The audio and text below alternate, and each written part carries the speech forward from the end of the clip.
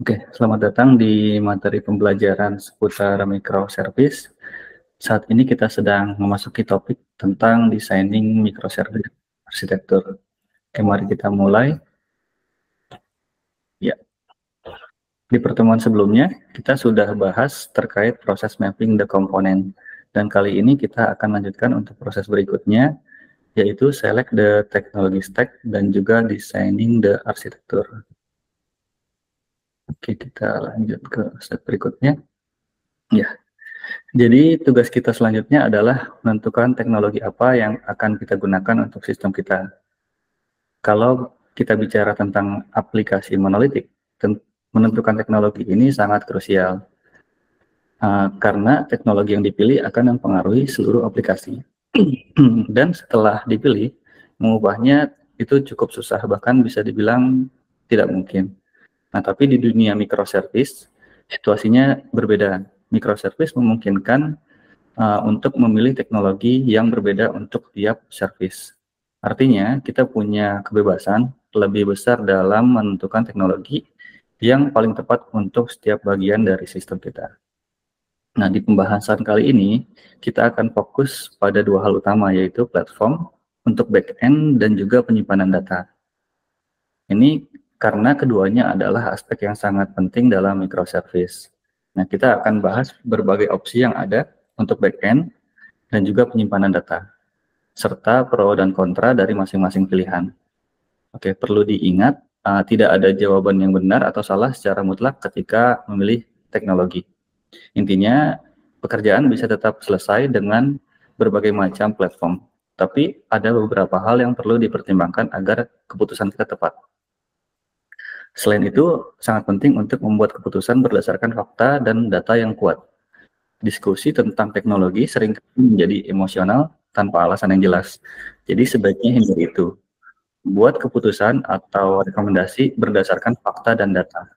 Dan jangan sampai pada satu platform saja.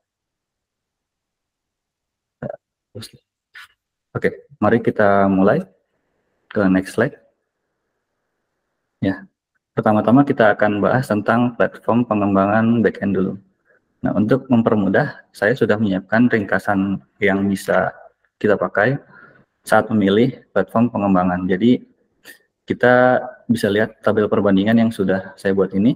Nah, tabel ini membandingkan 6 platform terkemuka saat ini, yaitu .NET, kemudian ada .NET Core, ada Java, ada Node.js, ada PHP, ada juga Python.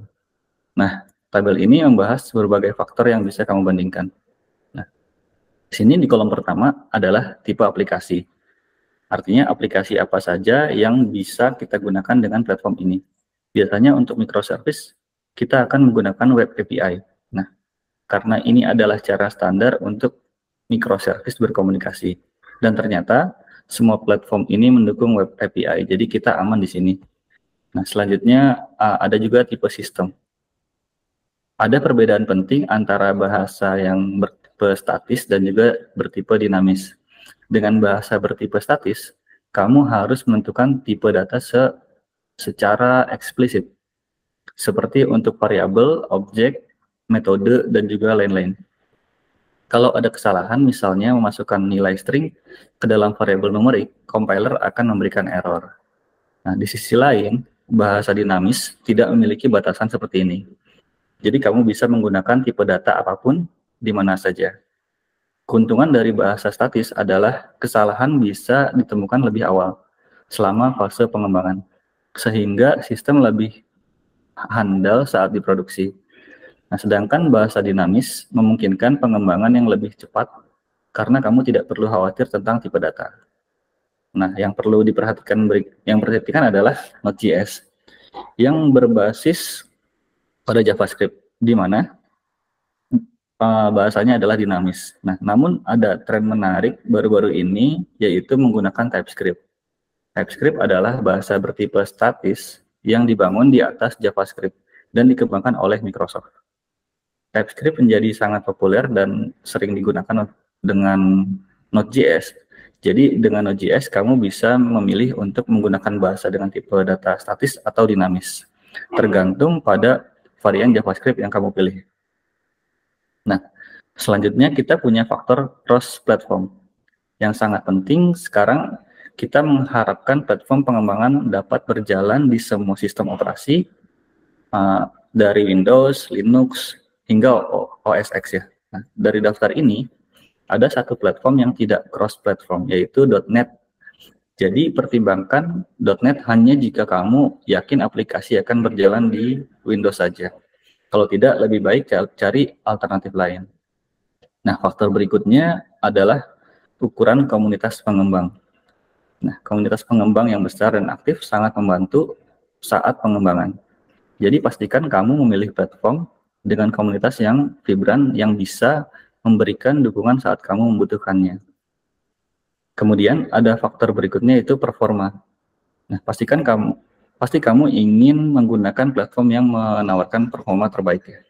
Kecuali jika sistem yang sedang kamu kerjakan ini tidak membutuhkan performa tinggi, sehingga aplikasi desktop seperti aplikasi desktop. Nah, namun untuk microservice performa selalu penting. Jadi pastikan platform yang dipilih mendukung hal ini. Nah, faktor terakhir adalah kurva pembelajaran atau kemudahan dalam belajarnya. Nah, jika para pengembang tidak memiliki pengalaman sebelumnya dengan platform yang dipilih, penting untuk memastikan bahwa proses belajar tidak memakan waktu lama. Ini adalah faktor lain yang perlu dipertimbangkan. Secara pribadi, saya lebih suka Node.js dan ini biasanya yang saya rekomendasikan kepada teman-teman, tapi tentu saja preferensi tiap orang bisa berbeda. Oke, itu dia tentang platform pengembangan. Sekarang mari kita lanjutkan ke teknologi berikutnya yang perlu kita putuskan, yaitu tempat penyimpanan data. Ya, mari kita bahas tentang tempat penyimpanan data. Nah, ketika kita berbicara tentang penyimpanan data, sebenarnya kita membahas 4 jenis penyimpanan, yaitu database relasional, kemudian database NoSQL, kemudian ada cache, dan juga ada object store. Mari kita bahas masing-masing dari jenis-jenis ini. Oke. Pertama, mari kita bahas tentang database relasional terlebih dahulu. Nah, jenis database ini adalah database tradisional. Database relasional menyimpan data dalam bentuk tabel-tabel yang memiliki set kolom yang sudah ditentukan. Misalnya, kita bisa melihat sebuah tabel seperti ini yang sering ditemukan dalam database relasional. Nah, kita lanjut. Nah, misalnya jika kita memiliki tabel yang menyimpan semua detail pesanan, dan kita juga perlu tabel lain untuk menyimpan item dari setiap pesanan, kita bisa mendefinisikan tabel tersebut dan menghubungkan tabel-tabel ini melalui kolom yang terhubung. Sebagai contoh, kita bisa menggunakan kolom order ID kalau pada gambar ini. Nah, kolom order ID ini mengacu pada pesanan di tabel order yang merupakan tempat di mana item-item ini berada. Dengan cara ini, kita dapat menghubungkan data antara dua tabel, sehingga kita bisa dengan mudah mengakses semua item yang terkait dengan pesanan tersebut hanya menggunakan order ID. Ini memudahkan kita untuk mengelola dan mengambil informasi yang saling terkait secara efisien. Nah, kita lanjut. Ya, ada beberapa jenis basis data relasional yang bisa digunakan, seperti SQL Server, MySQL, dan PostgreSQL. Gunakan basis data relasional ketika data teman-teman terkelola terstruktur dengan baik dan memerlukan query yang kompleks, karena basis data relasional biasanya unggul dalam hal ini. Oke. Jenis penyimpanan data berikutnya adalah NoSQL. Nah, basis data ini lebih fokus pada skala dan performa, dan kurang pada kompleksitas data atau query yang rumit. Biasanya basis data NoSQL tidak memerlukan skema yang kaku, berbeda dengan basis data relasional yang menggunakan tabel dengan struktur yang jelas. Di basis data NoSQL, setiap catatan dapat memiliki bidang dan tipe data yang berbeda. Data dalam basis data NoSQL sering disimpan dalam format JSON, yang memungkinkan penataan data secara bersarang dan beberapa level query. Ya. Mirip dengan basis data relasional, ada juga banyak basis data NoSQL. Beberapa yang cukup terkenal adalah MongoDB, yang merupakan yang paling populer dari Amazon DynamoDB. Kemudian ada CouchDB, Codebase, dan juga Azure Cosmos DB. Nah, basis data NoSQL ini sangat cocok digunakan ketika data kamu semi terstruktur, tidak memerlukan kemampuan query yang canggih, dan lebih fokus pada skala serta performa. Biasanya basis data ini digunakan untuk menyimpan log dan data telemetri. Oke, kita lanjut. Nah, selanjutnya, mari kita bahas terkait cache. Nah, cache menyimpan data dalam memori untuk akses yang lebih cepat. Fungsinya adalah mempercepat waktu akses data dengan mendekatkan data ke aplikasi dan menyimpannya dalam media akses cepat seperti memori. Nah, cache biasanya digunakan bersama dengan basis data untuk menyimpan data yang sering diakses dan mudah berubah, seperti kode pos atau daftar negara. Nah, cache modern yang canggih mendistribusikan data ke berbagai node, sehingga bisa mencapai skala besar dan redundansi. Jenis cache ini disebut cache terdistribusi. Cache terdistribusi menggunakan protokol khusus untuk berkomunikasi antar node. Sebuah protokol yang sangat cepat dan memiliki overhead minimal. Ini adalah salah satu alasan mengapa performanya sangat baik. Nah, berbeda dengan cache memori dan alone yang biasa, cache terdistribusi hanya menyimpan data yang dapat diserialisasi. Ia tidak dapat menyimpan objek biner yang kompleks dan sebenarnya sebaiknya memang tidak menyimpannya di sana. Nah, biasanya menyimpan objek biner kompleks di cache bukanlah ide yang baik. Oke. Nah, jadi mesin cache mana yang sebaiknya dipilih? Nah, saat ini ada satu mesin cache yang telah menjadi paling populer dan standar industri, yaitu Redis. Redis adalah mesin cache yang sangat sederhana, memberikan performa dan kemampuan penyimpanan yang luar biasa. Redis juga cukup fleksibel untuk memungkinkan beberapa jenis query pada data. Karena kesederhanaannya dan efisiensinya, Redis adalah pilihan yang sangat direkomendasikan untuk solusi caching. Oke, kita lanjut. Nah, tipe penyimpanan terakhir adalah object store. Nah, object store digunakan untuk menyimpan data besar yang tidak terstruktur, seperti dokumen, foto, file, dan lainnya. Nah, memang Anda bisa menggunakan sistem file untuk tujuan ini. Tetapi sistem file memiliki masalah sendiri. Misalnya, file dapat terkunci, mekanisme otomatis bisa rumit, dan biasanya dikelola oleh admin sistem yang mungkin tidak selalu mengetahui file mana yang perlu dan kenapa. Selain itu, penghapusan yang tidak disengaja juga bisa terjadi. Oleh karena itu, selalu merupakan ide yang baik untuk menggunakan mesin yang khusus untuk menyimpan data tersebut. Nah, tools apa yang sebaiknya Anda gunakan untuk ini? Daftarnya sebenarnya cukup pendek atau sedikit. Kita punya mesin penyimpan cloud seperti Azure Blob Storage dan juga Amazon S3. Nah, selain itu ada juga alat seperti MinIO yang mensimulasikan API S3 untuk menyediakan objek store di lokasi sendiri. Nah, namun itu saja. Nah, saran kuat saya adalah jika memungkinkan, gunakan salah satu mesin penyimpanan cloud. Jika tidak memungkinkan, gunakan alat seperti MinIO sebagai alternatif. Ya, langkah berikutnya dan terakhir yang akan kita bahas adalah merancang arsitektur.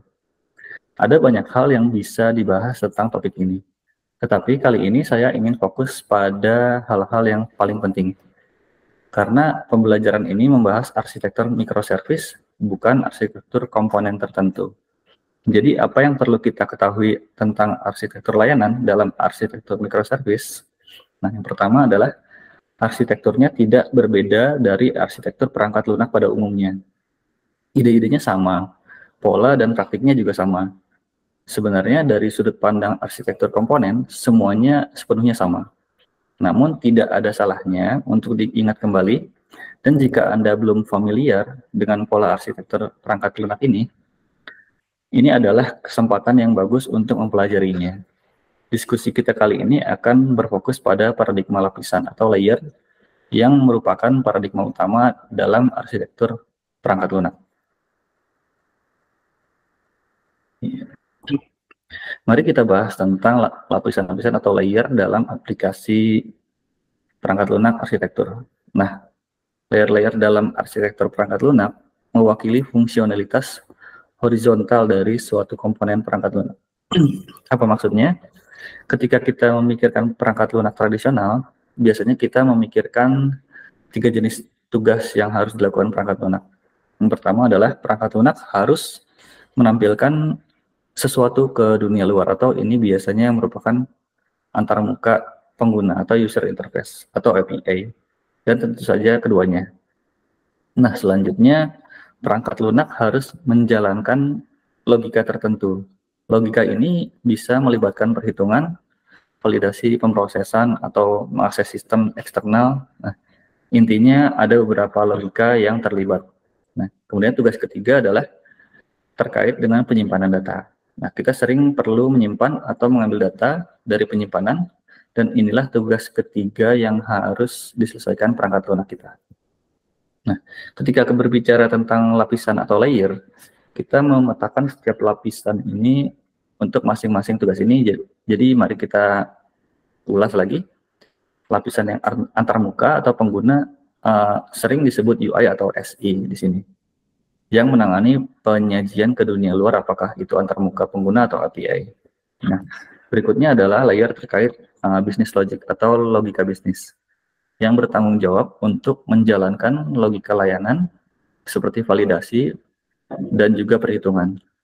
Nah, lapisan ketiga adalah data access layer atau DAL ya, yang menangani semua aspek data. Akses data seperti menangani koneksi, melakukan query, menyimpan data, dan juga menangani transaksi. Nah, lapisan BL ini atau business logic biasanya akan menangani validasi, perhitungan, dan lain-lain. Sementara itu, lapisan UI dan SI akan mengekspos API, menangani parameter JSON, dan kadang-kadang melakukan autentikasi. Jadi, inilah lapisan-lapisan klasik yang biasanya ada dalam komponen perangkat lunak. Sekarang semua itu bagus dan bermanfaat, tapi apa tujuan dari semua ini? Nah, mengapa kita memerlukan lapisan dalam perangkat lunak kita? Bukankah lebih sederhana jika UI langsung mengakses database daripada harus melalui business logic setiap kali? Nah, pertanyaan bagus, dan jawabannya ada dua. Ada dua alasan utama untuk menggunakan lapisan. Nah, kita lihat di next slide. Nah, alasan pertama adalah bahwa layer memaksa desain kode yang terstruktur dan dengan baik dan fokus. Ketika kita tahu bahwa kita hanya bekerja pada logika saja, basis kode kita menjadi lebih terfokus dan tidak terganggu oleh tugas lain seperti membuka saluran komunikasi atau menyimpan data ke database. Nah, pendekatan yang terfokus ini membuat kode lebih mudah untuk dikelola. Nah, alasan lain adalah bahwa layer membuat kode kita menjadi modular. Misalnya jika layer akses data atau data tadi kita bekerja dengan Oracle, nah, dan kita ingin beralih ke MySQL, kita hanya perlu mengganti layer ini. Layer lainnya, UI dan business logic tidak akan terpengaruh oleh perubahan ini. Bahkan jika dilakukan dengan benar, layer-layer ini mungkin tidak menyadari bahwa database telah berubah. Modularitas ini adalah salah satu keuntungan utama dari menggunakan layer dalam arsitektur microservice atau perangkat lunak. Nah, kita lanjut. Nah, sekarang saya ingin menyoroti salah satu konsep yang sangat penting dari layer, yaitu alur kode. Nah, mari kita lihat sebuah komponen tipikal dengan layer klasik, yaitu UI, kemudian ada business logic, kemudian ada data access layer. Nah, UI dapat mengakses business logic yang ada di bawahnya, tetapi tidak bisa melewati layer business logic untuk berinteraksi langsung dengan data access layer. Nah, melakukan hal tersebut akan mengganggu modularitas kode dan menciptakan keterhubungan yang kuat antara layer-layer tersebut. Selain itu, sebuah layer seharusnya tidak mengakses layer di atasnya. Misal, data access layer tidak boleh mengakses business logic layer. Nah, jika ini terjadi, alur kode yang alami akan terganggu dan sistem menjadi kurang modular. Oke, itu mengakhiri sesi terkait designing microservice arsitektur. Saya harap teman-teman telah mendapatkan banyak wawasan dan merasa siap untuk mulai merancang arsitektur microservice. Selanjutnya kita akan lanjut ke topik berikutnya, yaitu deploying microservice. Nah, saya Andrian Aprilianto, terima kasih dan sampai jumpa di sesi berikutnya.